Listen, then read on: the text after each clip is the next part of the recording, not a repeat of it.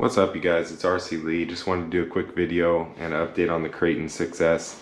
So we did have an issue with a broken mount here in the back for the wing. So unfortunately those screws are sheared off inside of there and they're going to need to be taken out and replaced. So I have the replacement screws, and these are the screws I'm going to put in hopefully to replace it. I got a few extras from Arrma. I was talking to Heavy Metal RC and he had the same issue with his. I want to see how difficult this is. He was saying he did his recently and it was a pretty easy fix, so I'm hoping it'll be a fairly simple process here. So let's get started.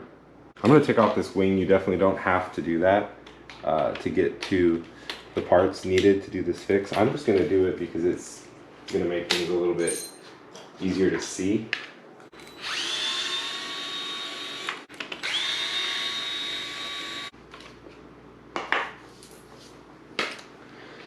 Okay, so the first thing we're going to do here is we're going to take off the tops of the shocks to where it mounts to the shock mount plate. It's a 2.5 millimeter. I do recommend using hand tools for this.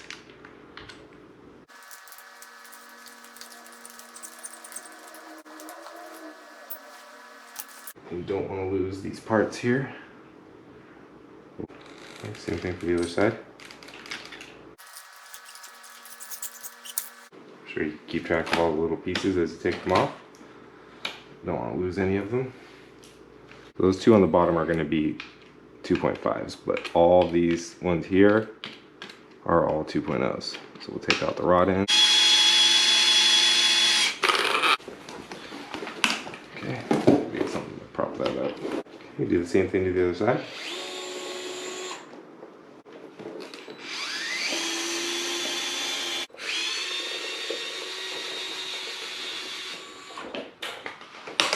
Okay guys, we're back. So once you take out these big pins here from this center brace, it slides out like this. Now I did remove the body mounts.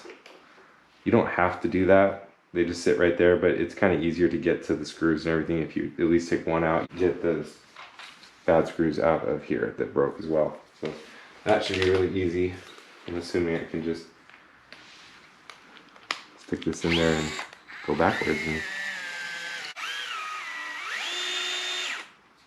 So that just basically snapped inside of there.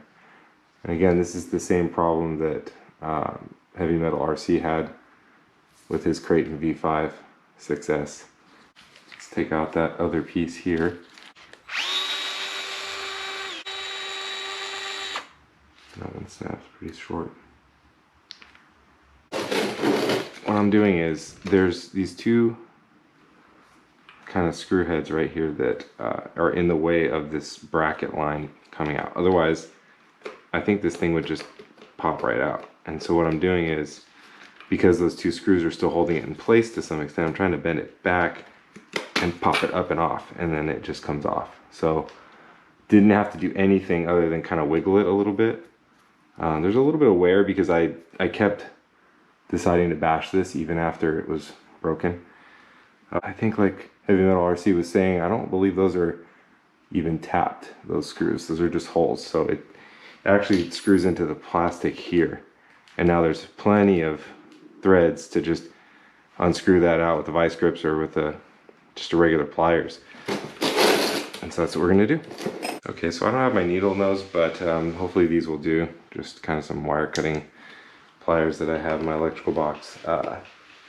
Can't seem to find my needle nose at the moment, but we should be able to just basically unscrew this out.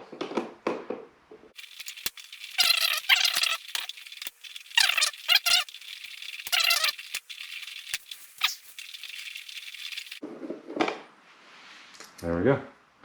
There's the broken screw. You don't want to strip that plastic out because that's basically the only thing holding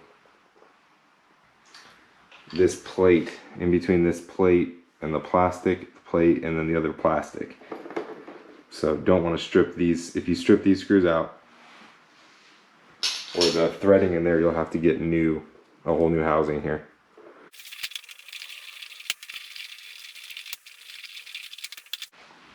Okay, and that's it. So I've got both pieces out. So all that work for these two broken screws here. So I'm going to go ahead and put all this back together the same way that I took it all apart. If you have any questions, be sure to leave a comment down below. I'll try to answer it as quickly as possible. Have you had this problem with your Kraton 6S on the new V5? Seems to be kind of a weak point, but an easily fixable thing for Arrma. Let me know. Thanks for watching, guys.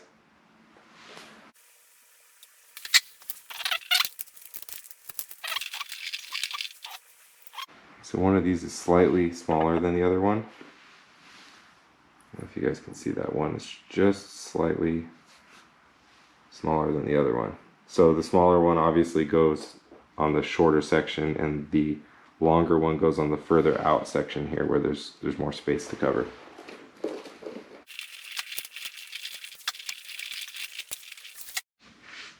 Okay guys, I just wanted to refer to the manual here so I didn't make any mistakes. So there is a nut and then a washer and then this bushing that holds in the link. So this is the tie rod link. And when you reconnect this is one of those screws that you reconnect. Be sure it's this tiny nut, a washer, and then the bushing. The arm goes around the bushing and then into the shock tower there at the bottom of the shock tower. So just wanted to make sure you guys know that.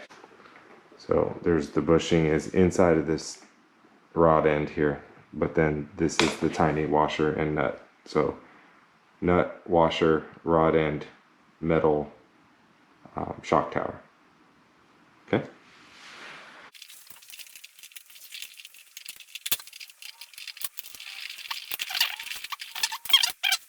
So this is the weird part. So with no screws in there, this is how much flex this has. This is just by design. There's just a cantilever design in there where there's two screws, I guess for extra durability, and one is connected to this support beam here, the support bar, and it just has movement when those two screws aren't in there at all. When there's no two screws in it, it just has the ability to move like that. And I feel like that's weird. It'd be nice if it was stationary and then the screws made it even stronger. That would be awesome. Okay, now all we have to do is put the actual screws in it.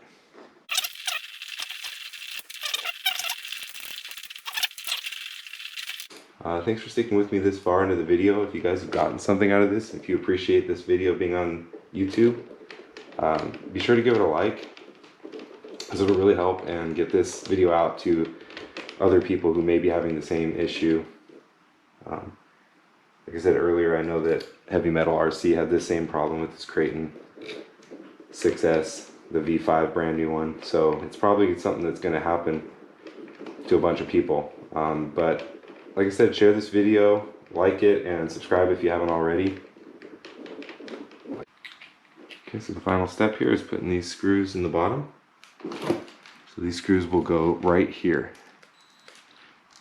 So right at the very bottom here, and this holds the plate, the shock tower, into the actual differential. Now you probably shouldn't tighten like I am with the powered drill, but this is a kind of a weaker drill. It's not super powerful, so it's not going to over tighten it too much. But I always kind of hand tighten these down with my hand tools just to be safe.